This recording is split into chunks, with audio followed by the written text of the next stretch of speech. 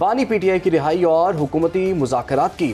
Rawalpindi Adiala jail میں بانی P T I کے ساتھ پاکستان تحریک انصاف کی مذاکراتی کمیٹی کی ملاقات ہوئی۔ کمیٹی ممبران بانی پی ٹی آئی کو حکومت کے ساتھ جاری مذاکرات سے آگاہ بھی انہوں نے کیا۔ عمران خان کو حکومت کے ساتھ جاری مذاکرات کے پہلے دور پر بریفنگ بھی دی گئی۔ جی بالکل، اور کمیٹی میں عمر ایوب، علی امین گنڈاپور، سلمان اکرم راجہ، اسد قیصر شامل ہیں۔ صاحبزادہ حامد رضا، حامد خان، علامہ راجہ، ناصر عباس بھی شامل ہیں۔ واضح رہے کہ 2 روز قبل بانی تحریک انصاف عمران خان نے کہا تھا کہ میری ملاقات میری نامزد کردہ مذاکراتی ٹیم سے کروائی جائے تاکہ مجھے معاملات کا صحیح علم ہو سکے۔ بانی پی ٹی آئی نے کہا تھا کہ حکومت اگر نتیجہ خیز مذاکرات چاہتی ہے تو ہمارے 2 مطالبات ہیں۔ ایک مطالبہ انڈر ٹرائل سیاسی قیدیوں کی رہائی اور دوسرا 9 مئی اور 26 نومبر کے واقعات پر سینئر ترین ججز پر مشتمل جوڈیشل کمیشن کا قیام ہے۔ حامد رضا نے مطالبات کے حوالے سے گفتگو کی میڈیا سے، انہوں نے کیا کہا یہ بھی دیکھ لیتے ہیں۔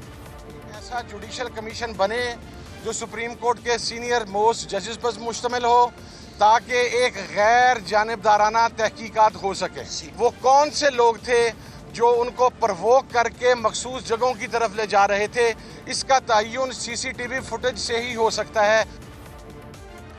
تو یہ آپ نے مطالبات دیکھ لیے کہ جس طرح سے مطالبات جو ہیں وہ سامنے آئے۔ کمیٹی نے آج ملاقات کی بانی چیئرمین پی ٹی آئی سے اور اس کے بعد انہوں نے کچھ مطالبات بھی رکھے ہیں، اور خاص طور پر انہوں نے کہا کہ ٹائم فریم ان مذاکرات کا جو ہے وہ ہونا چاہیے، اور وہ انہوں نے دیا ہے 31 جنوری تک۔ اگر یہ مذاکرات جو ہے وہ کامیاب ہوتے ہیں تو ہم اپنے جتنی بھی کالز ہیں ان کو فی الحال کے لیے واپس لیتے ہیں۔ اسی پر ہم بات کر لیتے ہیں، ہمیں جوائن کر لیا ہوا ہے سینئر تجزیہ رانا قیصر صاحب نے۔ رانا قیصر صاحب، آپ کے وقت کا بہت شکریہ۔ یہ بتائیے، ایک طرف مذاکرات چل رہے ہیں، مذاکرات کامیاب ہونے کی امیدیں بھی ظاہر کی جا رہی ہیں، بڑی اچھی باتیں کریں، اچھے بچے بن کے باتیں کریں سب لوگ، پہلی دفعہ ہم دیکھ رہے ہیں، لیکن اس کے ساتھ ساتھ خاص بات یہ ہے کہ 9 مئی میں جو لوگ ملوث ہیں ان کو سزائیں بھی ٹھیک ٹھاک جو ہے وہ ایک کے بعد ایک سنائی جا رہی ہیں۔ تو کہیں ایسا تو نہیں ہو جائے گا کہ آگے بڑھ کے یہی سزائیں جو ہیں وہ کانفلکٹ بن جائیں گی اور مذاکرات کی راہ میں حائل ہو جائیں گی؟ میرا نہیں خیال عمران کہ یہ سزائیں جو ہیں وہ کوئی بڑا کانفلکٹ پیدا کریں گی۔ اب یہ آپ دیکھیے، جیسے ابھی بات کر رہے تھے مجھ سے پہلے کہ سپریم کورٹ میں بھی معاملہ جا سکتا ہے، ہائی کورٹ میں اس سے پہلے جائے گا، پھر اس سے پہلے آرمی چیف کے پاس بھی اپیل کے طور پہ جا سکتی ہیں یہ سزاؤں کا معاملہ۔ تو یہ کافی سارے ابھی مراحل ہیں جس سے ان سزاؤں کے پروسیس کو ہو کے گزرنا ہے۔ تو بہت ساری چیزیں ہیں ابھی ہونے والی، لیکن فی الحال تو یہ بالکل درست بات ہے کہ ملٹری کورٹ نے جو سزائیں دی ہیں وہ تو اناؤنس ہو چکی ہیں آج، جو 85 ملزمان تھے ان کے حوالے سے۔ تو ابھی جیسے مذاکرات کی بات ہے کہ دیکھیے یہ دو مختلف باتیں ہیں۔ ایک طرف تو 9 مئی کے حوالے سے بات ہو رہی ہے، اور دوسری طرف جو ہے حکومت اور پی ٹی آئی کے درمیان جو ایک ڈیڈ لاک تھا وہ ختم ہوا اور ایک سلسلہ شروع ہو گیا مذاکرات کا۔ ایک انیشل میٹنگ ہو چکی ہے، اگلی میٹنگ جو ہے وہ 2 تاریخ کو ہے، اور اس کے بعد پھر 6 جنوری کو آپ دیکھیے کہ 190 ملین پاؤنڈ والا معاملہ جو ہے اس کا بھی کیس لگنا ہے 6 تاریخ کو۔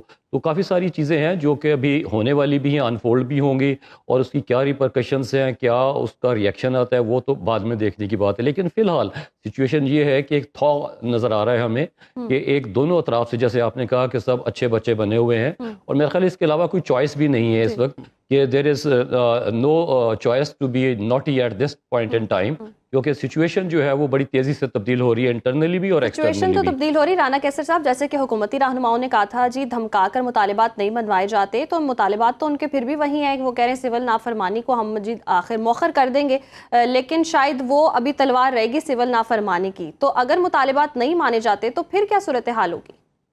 دیکھیے 2 باتیں ہیں۔ ایک تو ابھی جیسے صاحبزادہ حامد رضا نے بات کی ہے جوڈیشل کمیشن کے حوالے سے، تو اس سے پہلے بھی میں اور عمران اور آپ لوگ جب بات کر رہے تھے یہ سزاؤں کے حوالے سے، تو یہ بات ہم نے ذکر کیا اس کا کہ دیکھیں جو ماسٹر مائنڈ ہے وہ تو ابھی تک آئیڈینٹیفائی نہیں ہوا، تو یہ ملزمان جو تھے ان کو سزائیں تو ہو گئیں، لیکن مین جو ہے کلپریٹ جو ہے جس کی ابھی بات ہو رہی ہے کہ وہ کون ہے، جس طرح صاحبزادہ حامد رضا نے بھی کہا کہ وہ سی سی ٹی وی کی فوٹیج بھی آنی چاہیے، انویسٹیگیشن ہونی چاہیے، اور ایک جوڈیشل کمیشن جو ہے اس کو انویسٹیگیٹ کرے کہ وہ کون لوگ تھے جنہوں نے انسٹیگیٹ کیا اور ان لوگوں کو مس لیڈ کر کے 9 مئی کا جو سانحہ ہے یا واقعہ ہے وہ کروایا۔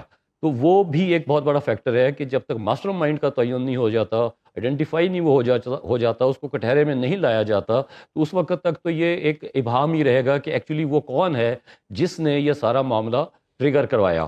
تو دوسری بات یہ ہے کہ آپ نے کہا کہ پی ٹی آئی کے جو مطالبات ہیں، دیکھیں ان کا مطالبات یہی تھے کہ جو پولیٹیکل ورکرز ہے تو ان میں سے تو ابھی تک کسی کو رہا نہیں ہوا اور نہ ہی کسی کو سزا ہوئی جو ان کی first year second year leadership ہے. تو یہ تو وہ لوگ ہیں جن کا کہا گیا کہ جی یہ کراؤڈ میں تھے اور ان کو سزائیں ہو گئی.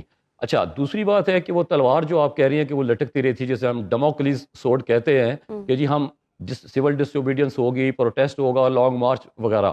تو اس میں تو دیکھیے پی ٹی آئی نے ایک آج سٹانس بھی لیا ہے کہ اگر تو یہ مذاکرات کسی سٹیج تک پہنچتے ہیں، گریجولی آگے بڑھتے ہیں، اور 31 جنوری کو انہوں نے فی الحال ایک کٹ آف ڈیٹ دی ہے کہ اگر 31 جنوری تک اس میں کوئی پیش رفت نہیں ہوتی تو پھر ان کے پاس تو آپشنز موجود ہوں گی. اور ہمیشہ یاد رکھیں کہ یہ نہیں ہوا کرتا کہ اگر آپ مذاکرات کے میز پہ پہنچ چکے ہیں اور آپ نے اپنے تمام آپشنز جو ہیں وہ بند کر دیے، ایسا نہیں. کیونکہ پولیٹیکلی تو یہی ہوتا ہے کہ آپ کو ایک پوزیشن آف اسٹرینتھ سے بات کرنی ہوتی ہے، پوزیشن آف ویکنس سے تو کوئی نہ آپ کی بات سنتا ہے اور نہ آپ کو کوئی انگیج کرتا ہے. تو یہ جو کچھ بھی ہو رہا ہے یہ اوور آل میرا خیال ہے کہ سب کو ریئلائزیشن ہے کہ تمام جو اسٹیک ہولڈرز ہیں کہ اس وقت ہمیں ڈائلاگ کی طرف جانا ہے، کنفرنٹیشن کو ختم کرنا ہے اور کنفرنٹیشن کی طرف نہیں جانے دینا، کیونکہ کنفرنٹیشن کے نقصانات ہیں. پھر اس کے بعد آپ دیکھیے کہ انٹرنیشنلی بھی کچھ ایسے عوامل ہیں جو ٹریگر ہو چکے ہوئے ہیں، چاہے وہ برطانیہ ہے، یورپی یونین ہے، امریکہ ہے.